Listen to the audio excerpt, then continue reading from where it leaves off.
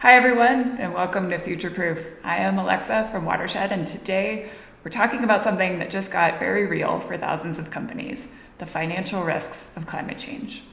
These risks are not new, of course, but thanks to a California law, they've suddenly become much harder for companies to ignore. As of January 1st, 2026, any company doing business in California with revenues of more than $1 billion must publicly disclose their climate related financial risks at the same level of rigor you would expect for financial disclosures. And this impacts thousands of companies worldwide. You don't have to be based in California, you just have to be doing any amount of business there. So a lot of companies are going to have to think about this for the first time. So to help us understand what this means, I'm thrilled to welcome two experts to our show: Nate Kimball, who helps companies assess and manage their climate risks, and Barnaby Lynch, who's been tracking this California law since it was first introduced back in January 2023. Thank you both for joining us. Let's get to it. Nate, Barnaby, thanks for being here and welcome. Thank you. Thanks for having us. As you know, we start every one of these podcast shows with a question, an icebreaker question for each of you. So, Barnaby, I will start with you. What is your personal sustainability quirk? Maybe the thing you do that your friends or your partner think is a little weird. We all work in sustainability here, so we all have these things. Want to kick it off for us? The one that I get criticized for at home is I'm a real jam jar collector. I feel like every jar that I have or I've ever bought, I've washed out, I keep in a cupboard. I'm determined one day to kind of find a use for it. I'm not sure I'll succeed, but I get a little joy when I kind of open my cupboard and it feels like the kind of circular economy in action, just seeing all my kind of jam jars there ready to store all my bits. But yeah, it's not popular at home. I love that. I am also a jam jar collector. Unfortunately, I just moved homes from Montana to Mexico and had to Yeah. get rid of all my jam jars, which was a sad moment for me. The people moving in did not want them. So I hope you never move and get to keep all your jam jars. Nate, Well, what's yours? I could send you some if you ever need some. I have Thank plenty you. left over. Please do. Thank you. I'm good. I don't need more stuff in my house. Thank you. Okay, Nate, what's your quirk? Okay, over to me. Yeah, yeah. I've got to say, when I moved into our house about 5 years ago, I was very committed to removing all fossil fuel combustion sources from the house. So that meant heat pumping and everything else. But then the last remaining thing was the grill, and that propane tank was really bothering me. So I went to a pellet grill, wood pellets, and it's great and it makes really good food, but it's really annoying to maintain and it kind of drives my partner crazy. And he's like, why can't we just go back to propane? And I'm just committed. It's just, I don't want them in my house. Good for you for staying committed. Does it take a lot longer? Like with a pellet grill, you have to like start earlier, plan ahead more?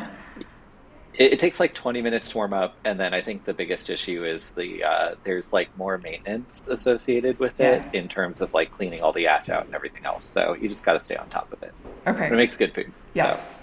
Awesome. Thank you both for sharing. Mine is, I have many. I have like a million of these. Today I will just mention that trying to recycle everything and not buy anything that can't be recycled. And I've indoctrinated my children, and so they're super weird about this. But we have just started this new thing called BioBox or BO here in Mexico City, Hmm. where you get little perks every time you recycle each bottle, which I think is like really fun and Oh, that's gamified. cool. So I'm Cool. continuing to explore the international options. Okay, thank you both for sharing that bit of personal info. Nate, I'm going to start my first question with you since you work with companies on climate risk every day. Can you give us your definition of what climate risk actually is? And since we are not all experts, please explain it as you would to my third grader. Yeah, no, great question to start with. And the world's changing really fast, and company definitions of what risk means are also changing really fast. And climate risk is a term that really only came into being in a really big way about 10 years ago. And the reality is that fossil fuel emissions caused carbon dioxide concentrations in the atmosphere to reach their highest levels in millennia. We know that. That has already caused average global temperatures to rise over 1 degree Celsius from pre industrial levels. And it might not seem like a lot, but it's causing more and more damaging extreme weather events, as we all know. So 2024 was the hottest year on record. And on an inflation adjusted basis, the number of annual billion plus dollar disasters in the US has increased over sixfold since the early 1980s. So that places burden on governments, on taxpayers, and on businesses. Businesses are facing a lot more disruption than they used to. and recovery is getting more expensive than it used to. And impacts to supply chains are starting to be felt in the prices of goods going up and goods not being as available as they used to be. And so business response to this is really a response to broader risks across the economy, and that's really what climate risk is. So there are two types of climate related risks. What I was just describing is what we typically call physical risks. So that those are the impacts that the changes to the environment are having on your business. And we kind of break those down into the acute risks, like shocks to the system, such as wildfires or extreme or flooding events, and stresses like sea level rise. And those stresses build up over time and they cause more shocks. So the system feeds on itself, and therefore, the annual risks that businesses are facing are growing every year. Transition risk, conversely, is essentially how businesses are responding and what risks they face with the transition to a low carbon economy. So every business has emissions associated with it. Some businesses have more emissions intensive activities than others. There's a drive towards more renewable energy. There's a drive towards lower carbon products. And businesses that are not responsive to that drive or have more emissions intensive activities or aren't transitioning them as quickly face more transition risks. So climate related risk really is the sum of your transition risks as a business and your physical risk.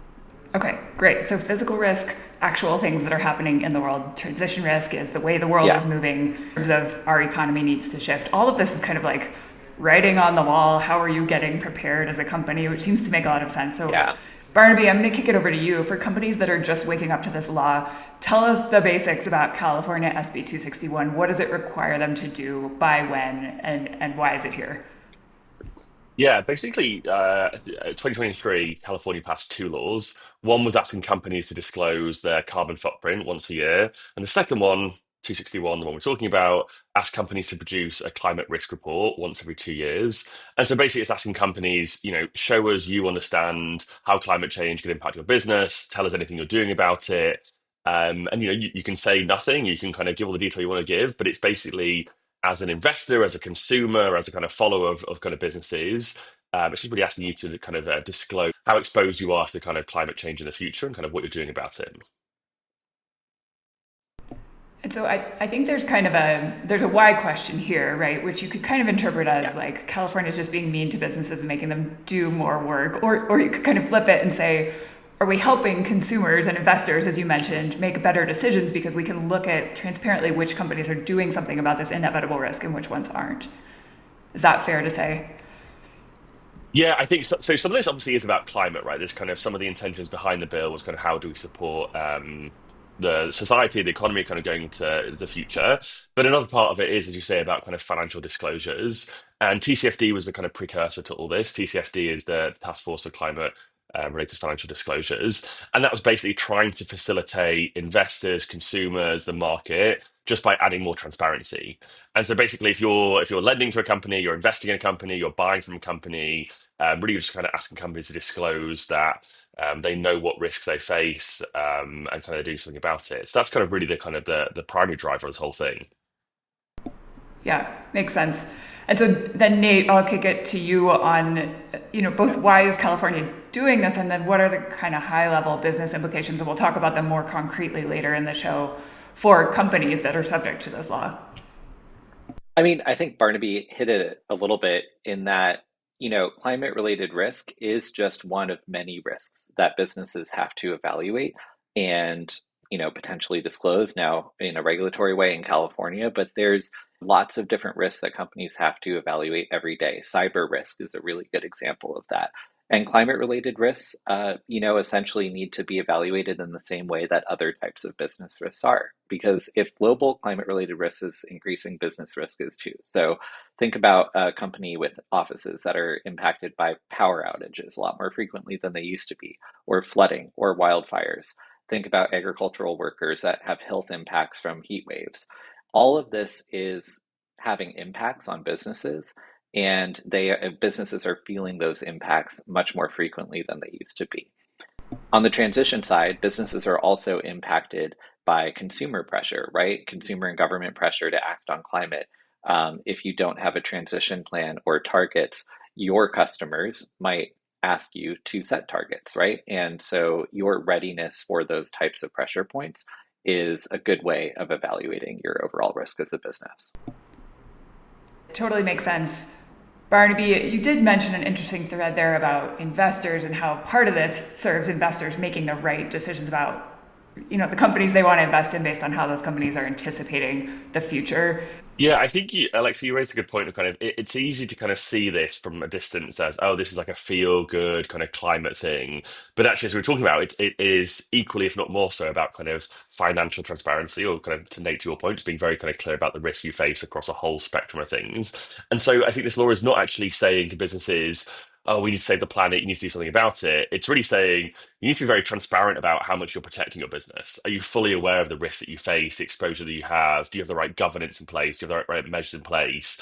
And if you invest in companies, or Nate, to your point, if you buy from companies, you kind of need to know that they understand the risks they face.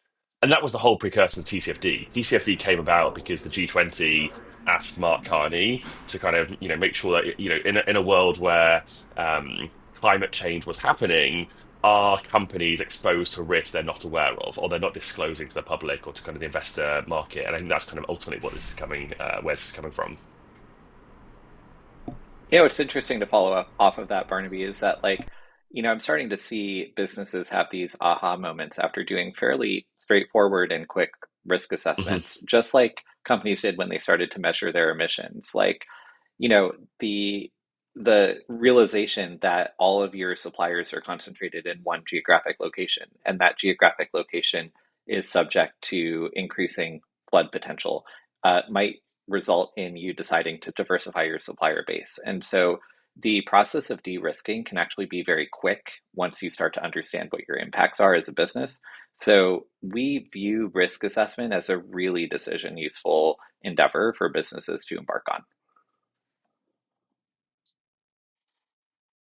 Nate, would love for you to go one step deeper on concrete examples of companies you've worked with that have done these risk analyses and what they've found, how they've seen this affecting their bottom line, and what changes they have made. Can you take us a little deeper on one company in particular that comes to mind?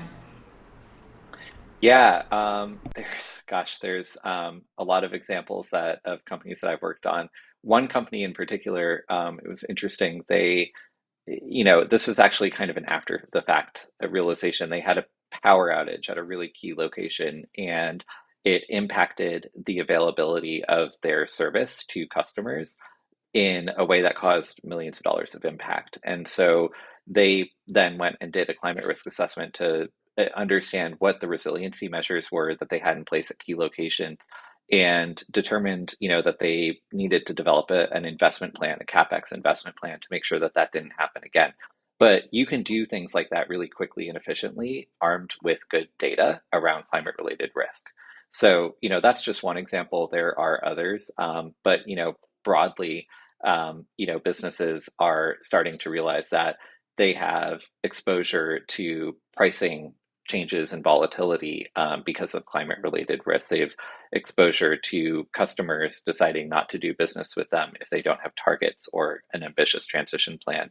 And so there's a lot of different nodes where you can either identify that through like a desktop assessment or identify that through stakeholder interviews.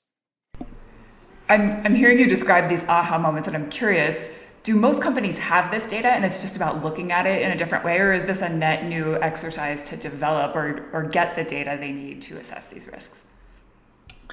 Yeah, so you can start from a lot of different levels of maturity to develop a climate risk assessment. And you can develop a really high level climate risk assessment that just looks at your business activities, or you can get really detailed on all of your locations and all of your supplier locations. And ultimately, California is being relatively flexible about what they're going to require, at least in the first year. They're asking for best efforts. But generally, we recommend conducting a risk assessment for both physical and transition risks to identify which ones are going to be most material. So, what does that mean? For physical risks, you want to evaluate A, your business activities, B, your operated locations, and C, usually your key suppliers, like really critical supplier locations, against acute and chronic risks such as drought, water stress, extreme heat, sea level rise, and more. So, the good thing is there are free resources out there like WRI's Aqueduct tool to help evaluate your locations for physical risks. But you also have to evaluate that against your business activities. Like drought might not be applicable to certain business activities, but it might be applicable to, for example, agricultural commodities that you procure from your supply chain. So, for example, if you're a restaurant chain, right? If you're exposed to certain ingredients like kale or lettuce from specific locations, then you want to evaluate what physical risks might drive the availability and pricing of those. For transition risks, we recommend focusing on reducing basically, what is your plan for reducing the impact of your emissions intensive activities, consistent with a science aligned timeframe? So, for example, if you have a really large fleet of vehicles, what's your plan for electrifying that fleet by the dates by which, a science aligned target trajectory would require you to electrify those vehicles? And what capital do you have allocated to doing that? Is there a plan to essentially divert OpEx and CapEx to, allow that transition plan to move forward? Okay, so this is not the most straightforward exercise. You have to think about the different types of No. risks. You have to think about whether Yeah. they're material. So Barnaby, I would love your perspective since you've been close to this for like the 3 years it's taken from the introduction of the bill to its reality, essentially. How is California kind of thinking about this burden on companies and how they should approach it? Given that they're gonna, some companies are probably ahead of others. I don't know, you guys tell me. But for some, it's probably a start from zero and have to do some pretty extensive analysis. Yeah, I think that the good thing that CARB is doing, CARB being the kind of regulator in California who's implementing this regulation, CARB have said very explicitly, we acknowledge this is a journey, and some people haven't started this before. And so, Nate, you mentioned earlier, but it's very explicit that in year one, they are looking for a best efforts approach. They're not looking for like the A-star version of a climate risk report. They're looking for you to start thinking about it. And Nate, you made the analogy earlier of kind of cybersecurity, which I think is a good one. Of several years ago, people thought about it less. Kind of people much more kind of versed in that now. It's a similar thing here. It's a kind of muscle that you have to start to exercise. And so CARB have said, look, start thinking about this. Year one is a time to kind of put pen to paper, think about transition risk broadly, think about physical risk broadly, think about the most material of those and what you're doing about it. And, over the years, that'll start to get more nuanced, more detailed, more thorough. But they're not expecting, kind of the most comprehensive, detailed version of this in year one.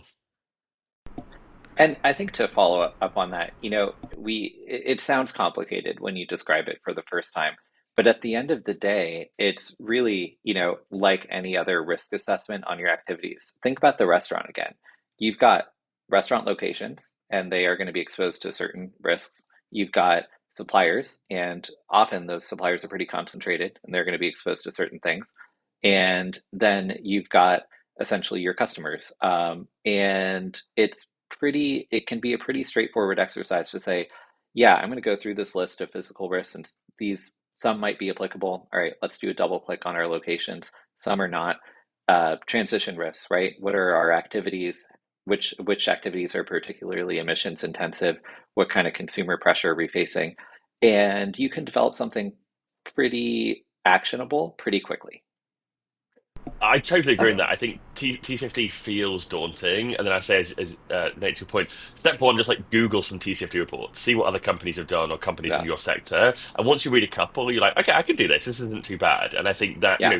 the other thing about TCFD is it's an exam that kind of takes you through every single question. It breaks down. There are four sections. Here's the questions to answer in each. Here's how to think about it. So I think between the TCFD kind of question sheet and some of the answer sheets that you see from other companies, it's pretty easy to kind of start in year one and get something down. Okay, so not the worst, not the most daunting. We shouldn't be daunted by at least starting. And CARB is going to forgive companies if they're not perfect out of the gates. All of this seems great. I would love, Nate, your perspective on the term here. So you've been in sustainability for a long time. I think all of us who've been thinking about sustainability for decades or more probably have seen that it used to feel theoretical and now it feels probably more real. And how long do companies have, and of course it depends on the sector and everything else, but in the companies you work with, how long do they have before these risks really become urgent and real versus we're still in planning ahead mode? Yeah, it kind of depends on the risk, but the overall message is just read the news. We're facing a lot of climate risk today, right? we're facing a lot more climate risk than we did in 2012 after Hurricane Sandy, which was when I personally started working on climate risk, right? And so businesses typically don't plan more than 10 years or so into the future. And so we're not going to see like a lot of divergence in, hey, if we eliminate global emissions today, we're not actually going to see a huge reduction in climate related risks for a long time. So what we can expect today is, we have a fairly high level of physical risk today. We have a lot of transition activities that have started and that are underway. And over the next 10 years, you're going to see physical risks increase regardless of what we do on the transition side. And you're going to see a lot of regulatory changes globally. Some, positive in terms of, accelerating the climate transition, some potentially negative, right? And businesses have to plan for those. And so, climate hazards are a clear and present risk for businesses today. They're going to escalate in the future. And so what we recommend is building resilience into your strategy starting today, and then keeping an eye on different scenarios or future worlds to figure out what the long-term outcomes might be and where you might deploy things like capital, where you might want to start diversifying your supply chain. So, for example, sea level rise is already causing chronic flooding conditions in many locations around the world. The impacts are going to worsen over time. So, if you've got a lot of locations in low-lying areas, do you have a resilience plan or a CapEx plan for addressing more frequent, intense coastal flooding? So, questions like that can be really helpful. Makes sense. And Barnaby, Nate kind of alluded to policy resilience here as well, and the fact that, globally, we're talking about California in this show, but there are a lot of other places where companies might see gains from investing and analyzing their climate-related risk. Can you give us just the briefest kind of assessment of how this is relevant to other global policy initiatives? Yeah, I think we're talking about California because it's topical. It's kind of coming into fruition in 2026 in a couple of months. But in reality, as I said earlier, kind of this all began with TCFD, 10 years ago. TCFD is the foundation, and there are lots of geographies that are using TCFD and building on that to kind of create either guidelines or sort of mandatory reporting frameworks. And so California has taken TCFD, the ISSB, which is a kind of big international framework for looking at climate risk. That is also based on TCFD. The SEC proposed rules, European rules, UK rules, these are all kind of based on this like same foundation. And so California aren't doing anything different or unique. They're kind of really taking what has been helpfully a kind of global standard and kind of using that and encouraging people to use that to start to disclose climate risks. That's great. Great global context there. This is not the only TCFD related policy initiative, and in fact, it's not even the first. Nate, I want to flip it over to you for a minute. So we've talked a lot about risk and negativity and risk mitigation, but there's also a positive flip side to this where we know financially that companies that accurately anticipate the future do better than their peers that don't. And so tell us about some of the companies you're working with. What are the benefits we're seeing from companies that actually do proactively make this investment in risk mitigation? So interesting how you frame that, just because, in stock markets, for example, if we all had a crystal ball or 2020 hindsight, right, we'd all be millionaires.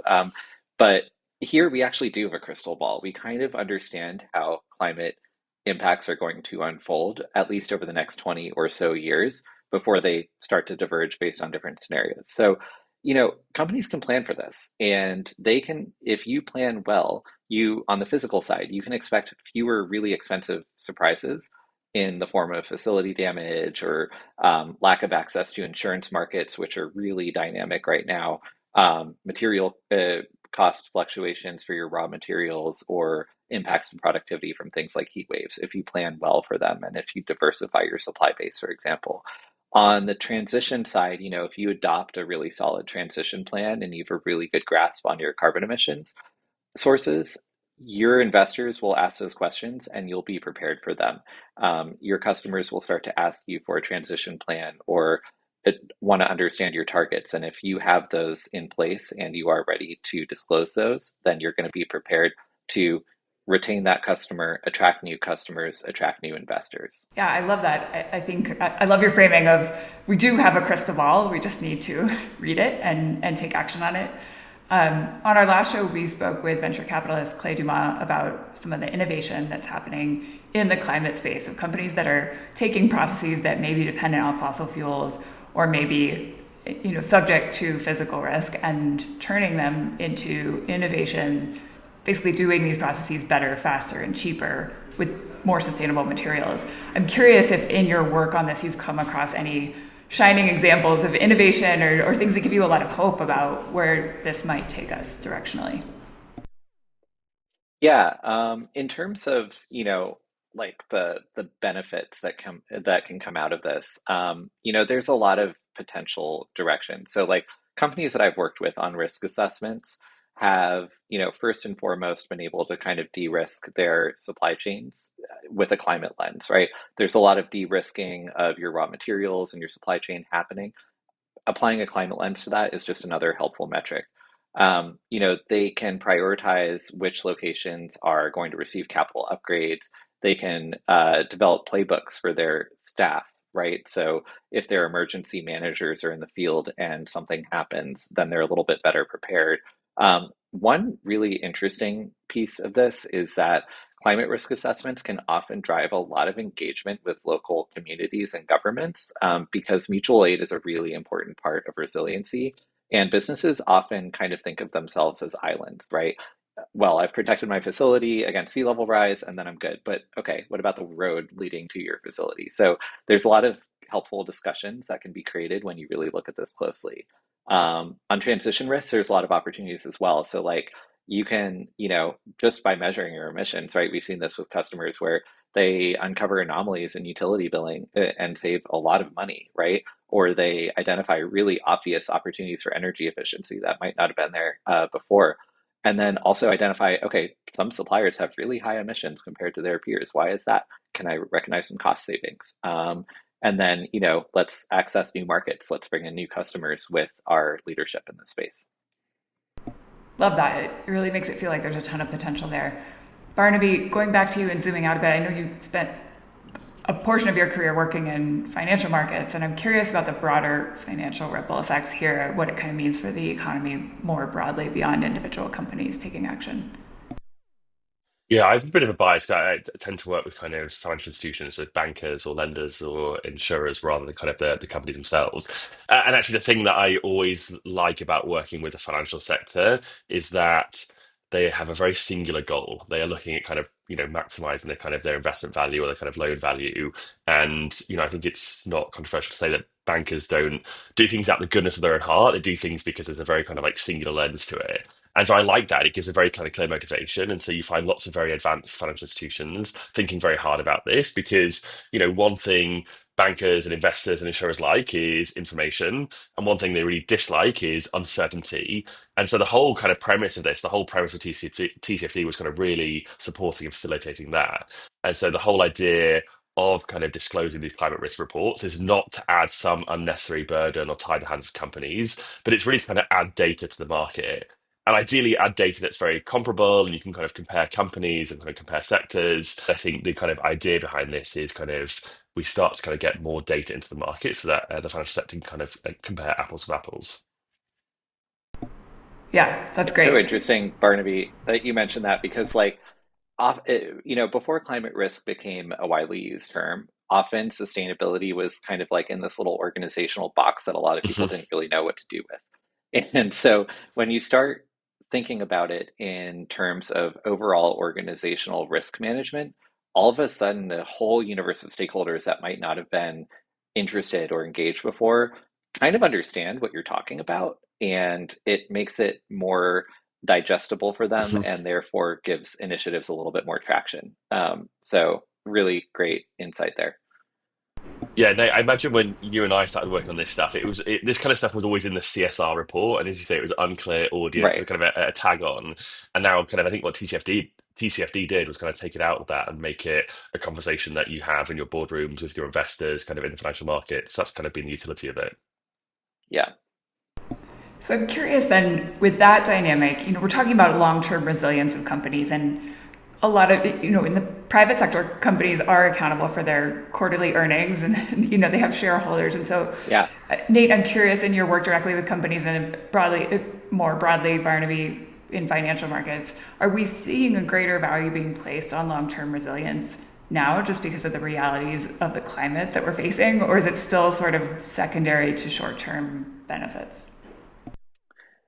I, I would say it's somewhere that's actually totally separate from those two in that the climate risk, if done correctly, you're adding climate risk as a dimension to your overall enterprise risk management program. So it's just one more type of risk that you're managing to. And understanding the financial impacts of climate versus, let's go back to cyber risk, right, is actually a really helpful planning frame for companies, even on a quarterly basis. And there are going to be these shocks and stresses that add to the system, and your risks are going to kind of show up historically as a pretty kind of lumpy line, right?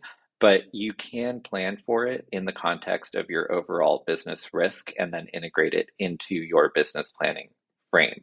And this hasn't been done in the past. And so, California introducing these regulations is actually encouraging companies to think about climate risk just in the frame of overall business risk and, integrate it as one more decision factor for their, quarterly planning, annual planning, that kind of thing. Yep, totally makes sense. Okay, so I'm going to switch gears a little bit. We have a lot of people listening who are sustainability professionals who will need to think about this in the context of their business, and they may already be convinced that climate risk is something they need to think about, but then they have to make the case internally to the CFO and the CEO and whomever else controls the budget. Barnaby, I'll start with you. What is your advice for making a great business case internally and getting the resources you need to do this work right? I think there's the business case you made, but also, with California, there's the case you made to the GC, kind of going to the general counsel, and the discussion is if you went to your GC and said, should we follow US law or not? It's like a fairly obvious answer there. And so I feel like, it's right to kind of talk about the business case and the value. And I think there is a strong case there. And Nate, you probably have a lot more examples than I do. But I think ultimately, going to your GC, your CFO, your CEO, if the question becomes like, do we follow a US legal regulation or not? It's a fairly kind of singular answer that you should get from kind of all of a C-suite. Yes, that is a very valid Yeah, and point. just to add to that, I mean, I think you can also show up with a couple of proof points that can be helpful. Do a desktop assessment and then, come armed with that assessment to say, I think we might need to dive into our exposure to this particular commodity just a little bit more because I see these things manifesting as potentially, material to our risk profile. And that gets people's attention. So I think that there is a little bit, if you do a little bit of legwork up front and develop a few kind of proof points as to why this matters, it can go a long way. Okay, so then let's say you've got your company bought in, you're going to do the work, you're going to do the risk analysis, you're going to comply with Yeah. the regulation because you have to. Nate, what are kind of getting into brass tacks, what do the first 90 days look like? What are the common pitfalls you see as people start this work? Yeah, it's kind of a chicken and egg because I just said come armed with the risk assessment. So you want to do a little bit of legwork up front to, have a really good understanding of what your business activities are and where your locations are and what they're exposed to. But you actually want to stop short of developing a full TCFD report and showing up to a bunch of stakeholders that have never heard about climate risk saying, here's a report that we're going to release to the public because that's going to cause a lot of concern. So what I really recommend is kind of doing a little bit of legwork up front, right? Do some desktop assessments and then cast a really wide net for stakeholder discussions, legal, enterprise risk management, facility operations, and start having those discovery meetings where you might get a lot of insights that then come back and add to that assessment. But you also might impart a lot of knowledge that gets everyone comfortable with the fact that this is going to be a public disclosure that talks about risk, which is a somewhat scary proposition for companies, right? Talking about risk publicly is not something that is top of mind for leadership in especially in private companies, right? So I would say, start with a bunch of road shows, talk to more folks than you think you need to talk to, make sure that everyone is bought into how you're defining climate risk, and then go from there. Yeah, makes sense. Barnaby, anything to share from a policy standpoint? Any pitfalls you routinely see from companies as they start this work? No, I think that's right. Kind of kind of we're saying two things at once. One is, this is not the biggest burden. It's very doable. It's very feasible to kind of get started in year one and kind of build from there. At the same time, you are disclosing risks to the public, and so it's also not it's not a trivial thing. You should be serious about it and kind of take it seriously. But from a policy perspective, no, I say earlier, kind of it's been very clear from CARB that this is a journey, it's a step by step, get started in year one, build from there. And so I think the strong encouragement, or at least the kind of the line from CARB has been, this is US regulation, it's California regulation. They have enforcement powers. They are expecting something from companies, but they are looking for best efforts. Just try your best in year one and then kind of take it from there. Yep, totally makes sense. Okay, so let's leave people with one piece of advice, one first thing they can do. Nate, I'll start with you. Oh gosh, this is such a basic piece of advice and maybe really obvious, but what is it that your company actually does, right? What are the activities that you are engaged in? And which one of those might be vulnerable to physical risk impacts? And which of those are particularly emissions intensive?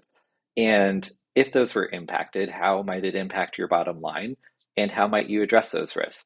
Those are all questions that you could actually probably jot down about your company without any background research in about 15 minutes, and that'll get you started. And then you can be like, okay, I need to talk to this person because of, that insight.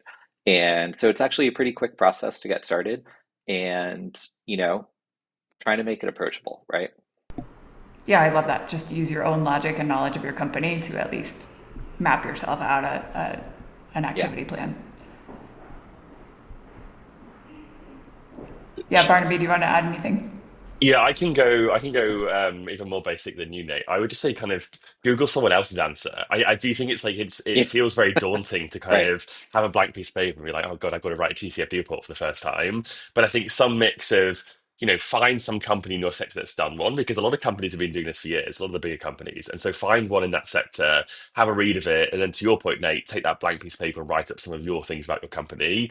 I think you got a lot of the work done just kind of with those two things. Not to trivialize the rest, it's like a big process to get stakeholders involved. But I think that the hard part is always getting started and kind of seeing what you have to do. Yeah, and I think the biggest takeaway from both of you is don't be daunted. This is important work. It's actually going to help your bottom line in the long term, and it doesn't need to be terribly hard and terribly involved, at least in your first step.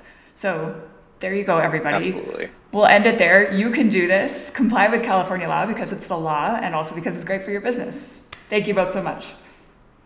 I bet. Thank Thank you. you. Thanks for having me on.